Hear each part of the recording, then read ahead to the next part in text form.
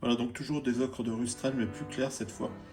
Euh, j'ai fait des essais toujours avec le liant argile. J'ai rencontré des difficultés que je vais vous montrer.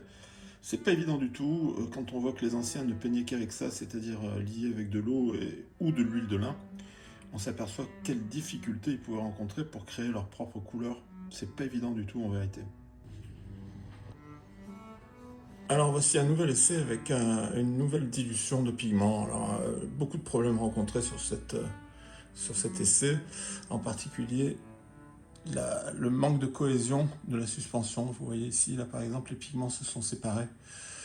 Ça donne un effet craquelé qui peut être amusant mais qui est absolument pas voulu, et ça c'est embêtant. Ensuite ici, ce que vous voyez en bleu clair, là, c'est pas du bleu. En réalité, c'est une gomme spéciale qui sert à faire les réserves de blanc, je vous montrerai tout à l'heure. C'est-à-dire qu'on dépose cette couche à l'endroit où on veut qu'il y ait du blanc. Et une fois que c'est sec, on passe un coup de gomme et comme par magie, la gomme s'en va et il reste le blanc du papier dessous. Je vous montrerai ce que ça va donner. Bref, un essai avec une nouvelle formule de pigment, pardon, qui me donne pas vraiment satisfaction. C'est pas mal comme ça vu de loin, mais si vraiment on commence à détailler les choses, c'est pas terrible. Je vais essayer de vous montrer, c'est pas évident de tenir à la fois la caméra et de travailler. Je vais quand même essayer de vous montrer, j'espère que c'est assez sec pour ne rien abîmer. Voyons voir.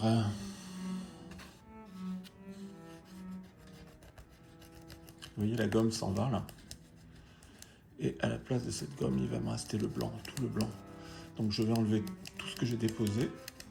Et à la fin, ça devrait rehausser. Je vais vous montrer une fois fini parce que je ne peux pas travailler et tenir en même temps la caméra. À tout de suite. Bon voilà, ça commence à prendre tournure. J'ai repris les détails qui posaient problème, en particulier les zones de séparation des pigments. Comme vous voyez là, j'ai libéré les réserves de blanc, c'est-à-dire j'ai gommé toutes les parties qui étaient recouvertes de cette gomme bleue.